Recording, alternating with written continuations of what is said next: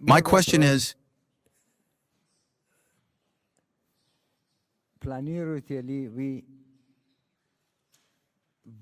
do you plan in the near future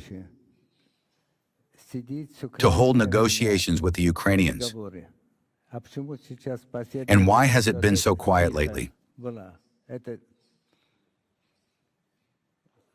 What are your plans regarding these matters? Thank you. We always plan for a bright future, first of all, so that our country lives in complete security, and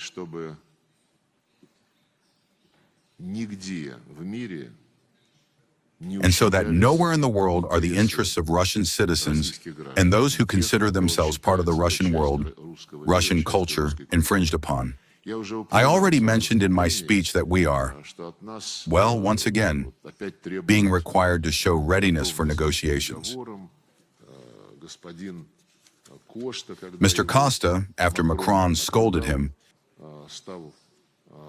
began to roll back and say that he does not see a possibility of talking with Russia because our country, allegedly, is not ready for negotiations. Here is his quote. The European Union is not holding a discussion on negotiations with Russia since Moscow has not demonstrated readiness for them. The European Union cannot be a mediator since it supports Ukraine. Roughly the same thing was said by Macron. Well then, what are you talking about? What negotiations are you calling for? To negotiations in which Europe demands a decisive role for itself? The position towards Russia was formulated by Macron following the results of the G7 summit in Evian. We have the position of Britain, France, and Germany after the London meeting with Zelensky. There is absolutely no talk of any balance of interest there. It contains a demand to stop immediately, without liberating the illegally occupied territories, including the Donetsk People's Republic, and to close eyes to the fact that on the remaining territory of Ukraine, occupational forces led by the British and French will be deployed. Further, reparations are demanded from us. Ukraine will be pumped with weapons at the expense of our funds, stolen, plundered by Brussels.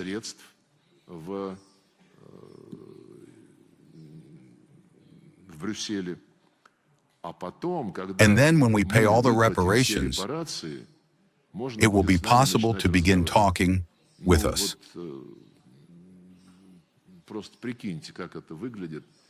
Just figure how this looks from the point of view of the reputation and mental health of the European Union leaders who put forward such conditions. We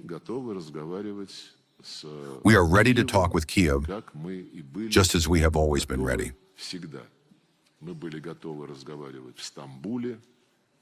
We were ready to talk in Istanbul in 2022, when the Ukrainians brought their proposals on what conditions to end this conflict with ensuring the legitimate interests of Donbass. These proposals were initialed, and it was already possible to prepare the final treaties for signing, but Boris Johnson forbade it.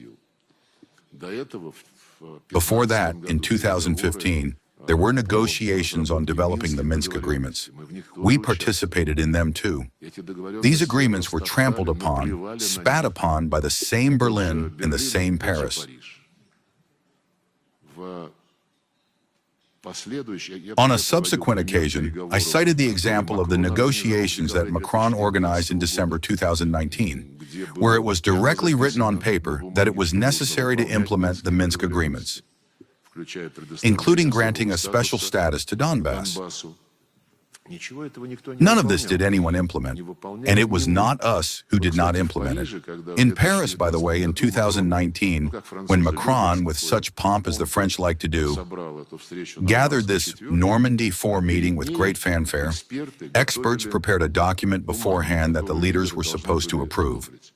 And the draft agreement that was submitted for consideration by the Normandy Format included, as its first point, The disengagement of forces and means along the entire front line. The entire front line. And when the leaders of the four states sat down at the negotiating table, Zelensky looked at this document and said, "No, I do not agree to this. I do not want to withdraw forces along the entire front line. Let's choose 3 experimental points, and at these 3 points on the line of contact, we will carry out such a disengagement." Well, President Putin shrugged his shoulders. Macron was also not in the best state when everyone told him the document was ready, but Zelensky took it and tore it up. In the end, on this point, they agreed that disengagement would be carried out only at 3 sections of the front. Everything else was approved. But in reality, none of the political demands of the Paris document regarding the urgent granting of a special status to Donbass and its enshrinement in Ukraine's constitution were fulfilled. Even what Zelensky himself proposed was not carried out. No disengagement of forces and means at those 3 points he designated ever took place. Therefore, yes, and the last example. In 2025, Russia came out in favor of direct negotiations. We met in Istanbul and in Geneva, and I believe in Abu Dhabi as well. And the last meeting, which took place in the summer of last year, ended with the fact that in response to Ukrainian regrets about the low level of the negotiating teams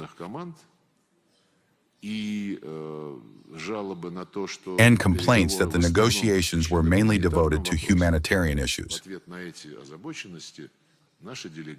In response to these concerns, our delegation, on the instruction of President Putin, proposed substantially raising the level of the negotiators. I won't name names now, but we proposed to very seriously upgrade the level of the heads of the negotiating teams.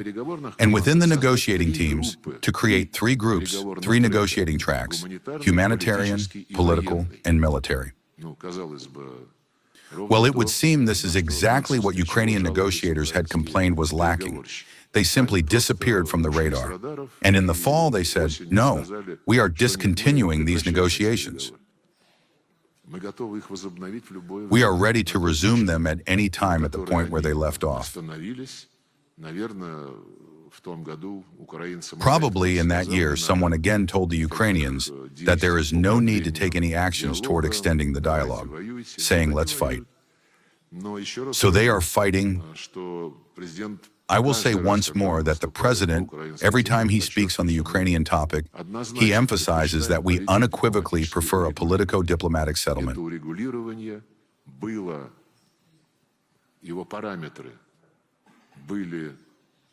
The parameters of the settlement were discussed and agreed upon, by and large, in Alaska. Almost a year ago, when the American negotiators proposed their program,